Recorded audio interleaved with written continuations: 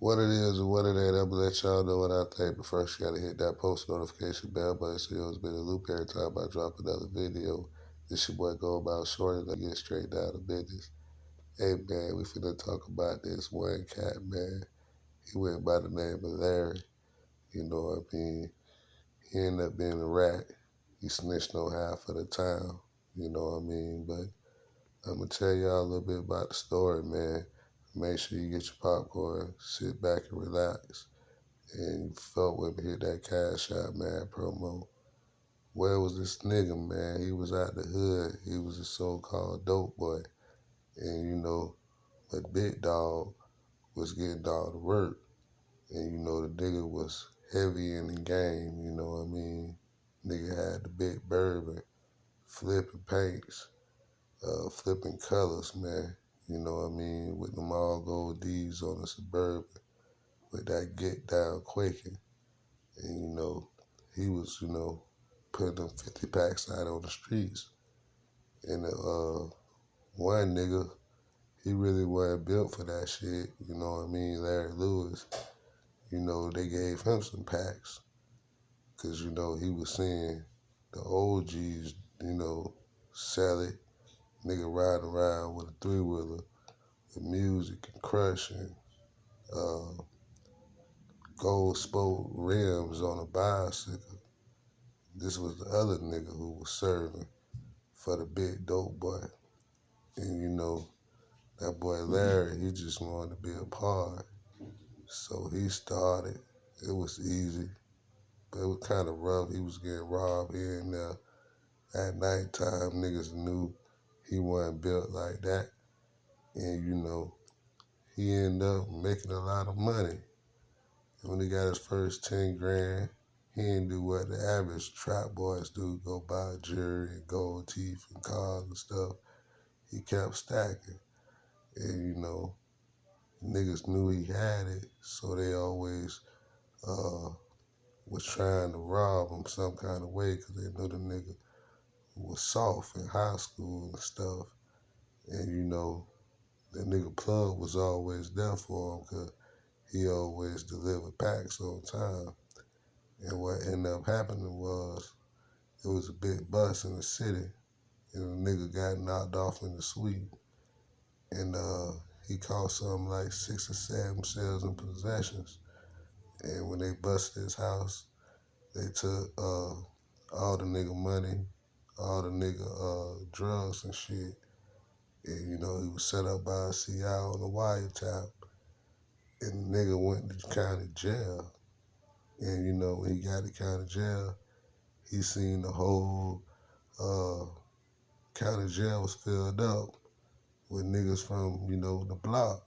The dude, the informant came through and he set up the whole city. It was a nigga with a gold teeth, and the nigga was like an old school nigga.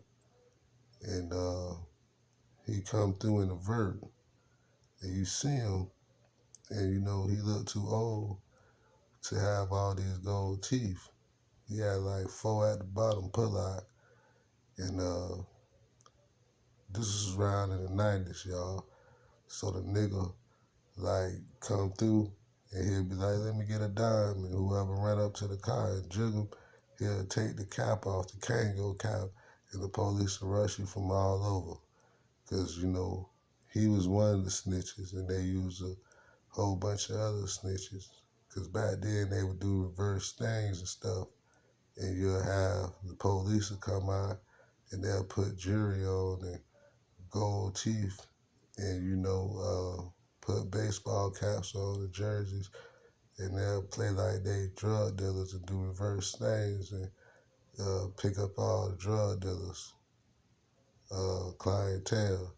Like, they'll make the drug dealers go off the block and then they'll take over. Then all the custodies that come through, they'll serve them and they'll bust them. That's a reverse thing. So that's what they was doing. And they basically cleaned up the addicts and all the drug dealers. So the nigga Larry was in county making phone calls, and his family was like, you got yourself into this, you gotta get yourself out of it because we don't got no money. And they was like, we don't want you bringing all this heat to us, to our house. And, the detective started coming in, questioning people.